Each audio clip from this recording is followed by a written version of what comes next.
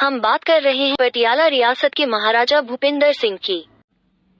Sir Bhupinder Singh 12 अक्टूबर 1891, 23 मार्च 1938 पटियाला के महाराजा और एक क्रिकेट खिलाड़ी थे। ब्रिटिश भारत में पटियाला रियासत के महाराजा के रूप में सिंह का शासनकाल 1900 से 1938 तक रहा। वो फुलकियान राजवंश के सदस्य थे। 6 फीट 4 इंच लंबे भूपिंदर सिंह का वजन 178 किलो था। पटियाला दरबार में मिनिस्टर रहे दीवान जर्मनी दास के मुताबिक हिज हाइनेस महाराजा सर भूपिंदर सिंह दर्शन, वेदांत, राजनीति के साथ ही विभिन्न धर्मों के अच्छे ज्ञाता थे।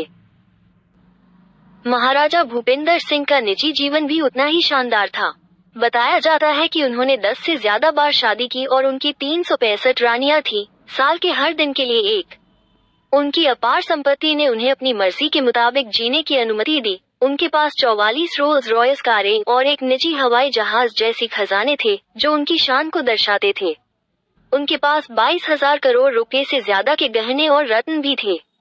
हालांकि वर्तमान मूल्यांकन में उनकी सही कुल संपत्ति अज्ञात है, लेकिन महाराजा 350 करोड़ रुपए से ज्यादा के महल में रहते थे और उनकी कुल संपत्ति अरबों में थी, जो वर्तमान भारतीय क्रिकेटरों से कहीं ज्यादा थी।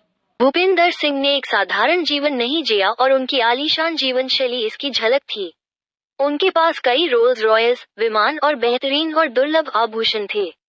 फ्रांसीसी लग्जरी समूह कार्टियर से कस्टम मेड करवाया गया उनका एक असाधारण आभूषण पटियाला नेकलेस था। पटियाला नेकलेस को 1928 में पेरिस के कार्टियर ज्वेलरी हाउस ने पटियाला के महाराजा भूपिंदर सिंह के आदेश पर बनाया था।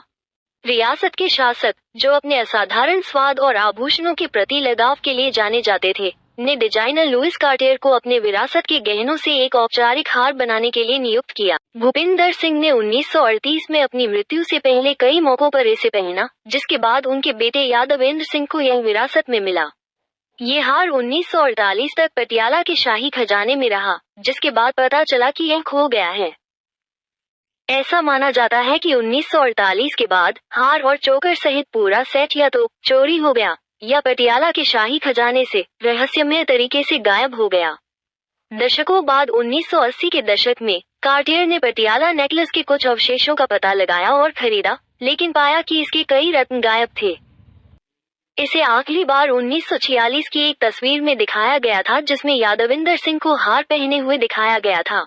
महाराजा भूपिंदर सिंह ने पटियाला में लीला भवन या रंगरलियों का महल बनवाया था, जहां केवल निर्वस्त्र लोगों को एंट्री मिलती थी। यह महल पटियाला शहर में भूपेंद्र नगर जाने वाली सड़क पर बहादुरी बाग के करीब बना हुआ है। इस महल का जिक्र उनके दीवान ने महाराजा में किया है। महल का एक खास कमरा महाराजा के लिए रिजर्व था। महाराजा की रानियों के किस्से तो अब इतिहास में दफन हो चुके हैं, जबकि उनके लिए बनाए गए महल अब ऐतिहासिक धरोहर बन चुके हैं। महाराजा भूपिंदर सिंह ने अनादर पर अपनी साहसिक प्रतिक्रिया से इतिहास रचा।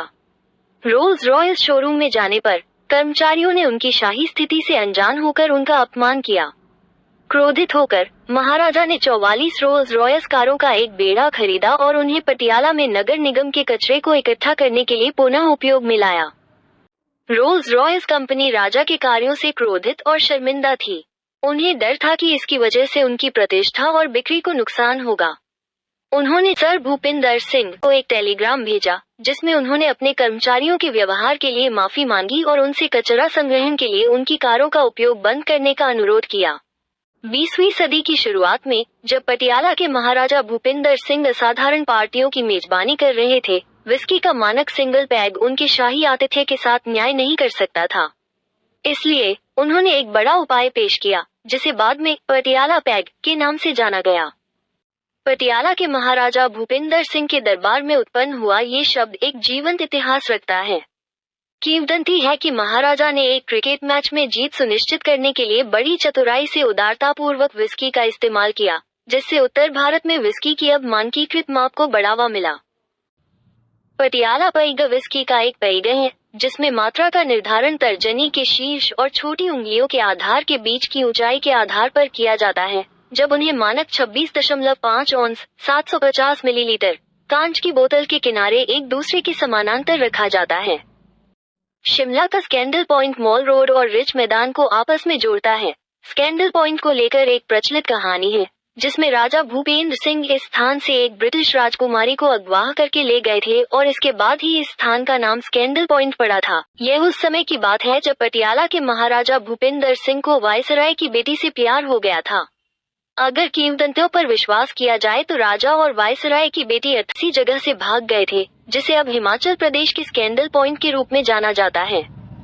अंग्रेजों ने उनके शिमला में प्रवेश पर प्रतिबंध लगा दिया था, इसलिए उन्होंने चैल नामक एक छोटे से गांव में अपने लिए एक ग्रीष्मकालीन राजधानी का निर्माण किया। पटियाला के महाराजा भूपेंद्र सिंह की निजी कोच, जिसे उन्होंने ट्रेन और अपने घोड़े के बीच पटियाला से राजपुरा तक की दौड़ में जीता था, एनआईएस राष्ट्रीय खेल संस्थान में स्थित है, जो कभी उनका महल था। महाराजा भूपेंद्र सिंह का जीवन और भी दिलचस्प हो जाता है जब 1935 में जर्मन चांसलर अडोल्फ हिटलर ने उन्हें एक शानदार मैबैक कार उपहार में दी थी। ये कार उनके और हिटलर के विशेष संबंध का प्रतीक बन गई। ये घटना दर्शाती है कि महाराजा का संबंध केवल भारत ही नहीं बल्कि विदेशों के शाही परिवारों से भी था। 1935 में महाराजा भूपेंद्र सिंह ने जर्मनी का दौरा किया था। शुरुआत में वो हिटलर से मिलने से हिचकिचा रहे थे, लेकिन उनकी यह छोटी सी मुलाकात कई दिनों तक चली।